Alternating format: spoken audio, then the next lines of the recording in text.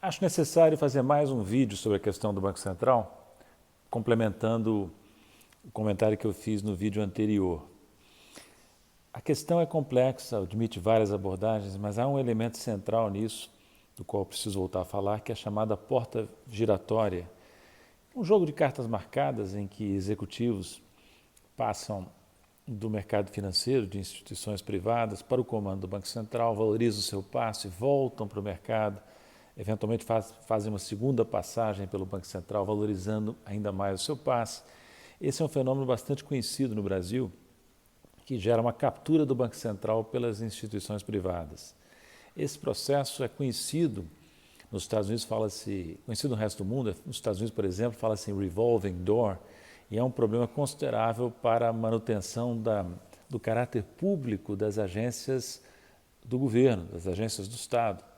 Não só o Banco Central, mas outras agências de regulação sofrem do mesmo problema, dessa promiscuidade entre o mercado, o setor privado e as agências públicas que deveriam controlar esses diferentes segmentos do setor privado. No Brasil, esse assunto é muito pouco discutido, na realidade, mais agora do que antes, mas ainda de forma insuficiente, porque contraria os interesses daqueles que querem manter a privatização, no fundo, das agências públicas, né? Como é que a gente enfrenta esse problema? Por exemplo, no caso do Banco Central, o projeto de lei complementar que passou pelo Senado e está na Câmara é muito fraco. Ele prevê apenas uma quarentena de 6 meses para quem sai do Banco Central. É o que já existe, isso é uma folha de parreira que não resolve o problema. O que se poderia fazer? Por exemplo, uma quarentena mais longa, digamos 2 anos. Porque se não for uma quarentena muito curta, o dirigente que sai, o executivo que sai do Banco Central para o mercado leva uma vantagem. Leva uma vantagem para a empresa que o contrata, informações confidenciais, privilegiadas, sobre o funcionamento da autoridade monetária, sobre instituições financeiras concorrentes, as outras que não o contratam, né? As outras que concorrem com aquela que contrata o ex-dirigente do Banco Central. Então há um problema de conflito de interesse que não seria sanado, no meu entender, apenas por uma quarentena curta como essa prevista no projeto, né? Depois o escopo tem que ser maior, não basta apenas vedar durante um certo período a contratação do executivo que sai do Banco Central, da direção do Banco Central, vedar a contratação dele como executivo de uma empresa, de uma instituição financeira privada, ou como sócio, ou ele não pode vedar que ele se torne sócio de uma instituição financeira privada. Não basta isso.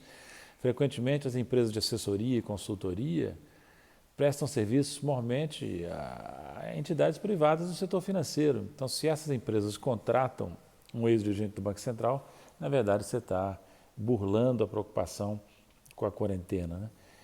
E o escopo e há outras questões, por exemplo, essas quarentenas são fiscalizadas? Acredito que mesmo a quarentena curta que existe hoje, 6 meses, não é corretamente fiscalizada. E as punições para a quebra, para a violação da quarentena, não são especificadas corretamente e cumpridas corretamente. É aquela velha história, no Brasil, aceita-se com paciência o crime de colarinho branco, né? Outra possibilidade seria estabelecer, por exemplo, uma regra que limitasse a um certo teto o número de participantes da diretoria do Banco Central oriundos do mercado, oriundos do sistema financeiro. Por exemplo, dos 9, apenas 3 poderiam ser diretamente saídos de entidades financeiras. O resto teria que ser do setor público não financeiro, do setor público, do setor privado real da economia não financeiro ou da academia. Não é difícil encontrar gente fora do sistema financeiro que tenha capacidade, conhecimento, experiência para atuar no Banco Central. E limitando em 3 o número de executivos vindos da área do sistema financeiro, você impede justamente a dominância da turma da bufunfa do sistema financeiro sobre o comando do Banco Central. Em suma, outras questões, eu não vou tentar esgotá-las aqui, mas eu trato disso num artigo relativamente longo chamado Autonomia do Banco Central será um quarto poder, que está publicado na minha página, no meu portal na internet, que é www.nogueirabatista.com.br.